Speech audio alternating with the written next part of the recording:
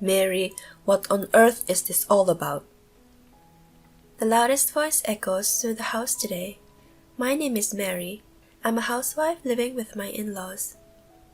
I quit my job when my husband and I got married. I have to take care of my grandmother-in-law, so I have to live with my parents-in-law. The voice at the beginning is Judy's, my mother-in-law. I knew Gabby, my grandmother-in-law, before we got married, and we were good friends. But for some reason, Judy didn't like me. Soon after we moved in together, she started picking on me. Complaining about what I do is the mildest out of all the things she does. Hey Mary, I saw that you've been in touch with a guy on your smartphone. I hope you're not having an affair with him. Judy, did you look in someone's phone again without permission? Please don't do that. This guy is a mutual friend of Michael's. We were just chatting to arrange an outing with the three of us. Yes, she looks in people's cell phones without their permission, and she suspects me having an affair. I must have an affair because I've been in touch with a guy. What kind of thinking is that? There were times where she didn't prepare my dinner. And when that happened, when everyone was asleep, I'd sneak out and eat. I would have talked to my husband about it, but Judy was cunning. She never did anything when my husband or father-in-law were around. I didn't want to worry my husband and make things awkward. Gabby was always there to help me out. Mary, are you okay? You can talk to me about anything. You're always taking care of me. I can't do anything for you, so I'll at least listen to what you have to say. She texted me like that. Gabby is a very energetic person who doesn't look like she's in her 80s. She was knowledgeable about computers and the internet and was well informed about trends.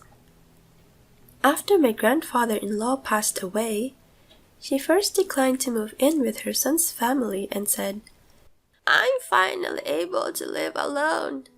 I'm okay on my own. That's what she said strongly. When she was young, she would ride anywhere as long as she had a motorcycle. She hated injustices, and she would bite back even if she was against a guy or someone who was a big shot. She was known to be one heck of a woman by those around her. She never bullied her daughter-in-law. And because of her personality, Judy was very careful about Gabby. Gabby was very fond of me, and when I was introduced to Michael's family, she has been a good friend to me ever since. Apparently, Judy didn't like that either. One day, we invited all the relatives to my father-in-law's 60th birthday party. I was going to meet my relatives for the first time since the wedding. Judy said, Please don't embarrass me. I understand. I will be quiet, I replied sarcastically. I thought that Judy would not do anything in front of my relatives. But that was a big mistake. I had no idea that she would do something like that to me. That night, I received this message from Gabby. Tom loves cake. Before he went to elementary school, I made him cake once. He was overjoyed and it was really cute. Tom is my father-in-law. He has a thing for cake. Whenever we're out in the car with the family and we see a cake shop, I wonder if we can stop by for a while. He would change course without even waiting for our response. Mary, why don't you try your hand at baking a cake? I'd love to. I'll make a cake for Tom's birthday celebration. Thus, I ended up making a cake as a surprise. I didn't know what Judy would say if she saw me baking a cake. I worked on it secretly when she was not around. Gabby and I were looking forward to the party. Judy saw how excited I was. What are you smiling about? Hurry up and clean the room. A snide remark from her as always. That's weird. I had already finished cleaning. And when I looked at the room, I saw that she had been scattering garbage since I cleaned it. Oh dear. But I was so excited that I didn't care about that and started to clean again. The day of the party, relatives came one after another. Tom was dressed more fashionably than usual. Thank you for coming all your way for me. He was shyly talking with his relatives. Michael was smiling at the scene. He said, I don't think I've seen him that happy in a long time. Tom looked so happy. As for Judy, she glares at me when no one else is looking. I don't know why she's so fixated on me. I'm sure she's looking at the contents of my phone again, being suspicious. I hope she doesn't completely misunderstands anything. That's what I thought. The dinner progresses. At last, it was time to serve the homemade cake. Here's the cake to celebrate your 60th birthday, Tom! All the relatives applauded. Mary, did you go to all the trouble of making this cake? Thank you for the beautiful cake. That's what Tom said to me. No, this is... Just as I was about to say that, Judy intervened. Oh my God! Don't put out dog food. It's so embarrassing. Take this! She shouted and threw the cake away. A hush fell over the place. Everyone there was stunned by her behavior. Who would have thought that she would throw away the cake? Gabby looked so sad. This cake is a failure. She made it with a woman I don't even know. I just tasted it and it tasted weird. You'll get a stomachache if you eat something like this. My anger reached its peak. Judy, what are you doing? This is a homemade cake Gabby made for your husband. What? Judy's face turned pale. The cake I made is the tiramisu over here. I was supposed to bake this cake, but I just couldn't get it right. So Gabby made it for me on short notice. Huh? You're lying. What do you mean? It means that I made that cake you threw away. But this is from a friend of Mary's. She made it with some freakish lady whose name is Charming Kitty or something like that. That Charming Kitty is me. Judy turned blue and completely froze. Not only Judy, but also Tom, Michael, and the relatives. They were so stunned. Actually, Gabby is a fan of cartoons in anime as well, and she loves cute characters, and she set her name on the message app as Charming Kitty. The icon is also a cute cat character. The language she uses when messaging is very modern. She also uses a lot of emojis, so Judy must have thought of her as my female friend.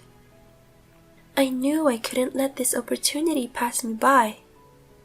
I mean, you looked at the contents of my phone again, didn't you? Oh, no. Ignoring Judy's attempts to make excuses, I continued. You're doing silly things to Mary, who came to marry into our family? Gabby said quietly. Judy shuddered. For the first time in my life, I saw someone who was truly fearful. No. What do you mean by no? No one could stop Gabby from doing this. Michael and Tom know nothing about it, so they look shocked. Since Gabby's icon and name on the message app are very girly, Judy must have misunderstood that I was going to make a cake with my female friends. So you threw it away. But Gabby went to all the trouble of making a precious cake for Tom, What have you done? No, I'm sorry about that, Gabriella. Judy started crying and apologizing to Gabby. I told you, didn't I? I don't want people who do foolish things like bullying in my family. I don't need that. Apologize to Mary before you apologize to me. If I was not the one who made this cake, you would not have cared even if you threw it away, right? That's what Gabby said, and Judy was gnashing her teeth. Judy looks at Tom. Mom is right. You should apologize. Tom is angry too. Michael, who didn't know anything about it, bowed his head, apologizing for not noticing the bullying. We'll talk about the rest as a family. I'm sorry for making such a fuss when you're all here. Thank you for coming today. With these words from Tom, the party was over. The relatives were leaving in droves. On their way home, they were talking like, I can't believe in this day and age there are still people bullying their daughter-in-laws. I feel sorry for the daughter-in-law who has come to live with them, and left the house. After that, Judy was scolded by all the relatives. I guess she didn't think it would be this big of a deal. After everyone left, we had a discussion. First of all, I apologized. Tom, I'm sorry for making you party like this. I'm sorry it turned out this way. Mary, you have nothing to apologize for. It's my wife's fault for doing this. Mom, I'm sorry about what happened to the cake you made. This is a problem between you two. And since I'm the one who selfishly said that I can take care of myself, I try not to intervene. But after what happened today... Gabby seemed to have a lot more to say since she couldn't say much before. She's still very angry. Judy couldn't say anything back. She just looked down. I'm sorry I didn't notice anything, and I'm sorry I couldn't help you. I saw how sorry Michael was, and I forgave him. You were going through a tough time. I told my low-spirited husband. I myself was fighting back against Judy's snide remarks. It wasn't that damaging, so let's just leave it at that. Thank you. Your grandmother has been very supportive, so I'm fine. But from now on, if you also have any problems, tell me, okay? I said, smiling. He said, of course. I glanced at Gabby. She winked and grinned at me. As we were talking, I heard that Tom scolded Judy severely. Tom apologized afterwards. Judy was reluctant to do so, but Tom insisted that she apologize to me and said, Mary, I'm sorry for harassing you until now. From now on, I won't let you do the housework all on your own. I'll do some myself. Please forgive me.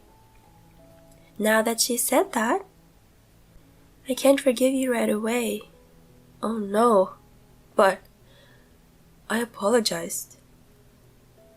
From now on, including housework, if you cooperate with me in various ways, I'll consider your apology positively. I understand. Thus, the battle between mother-in-law and daughter-in-law in my family ended with my complete victory. After that, Judy changed like a different person. She used to be a lazy person, but now she does the housework quickly and efficiently. She also started helping me take care of Gabby. Of course, my meal was always prepared too.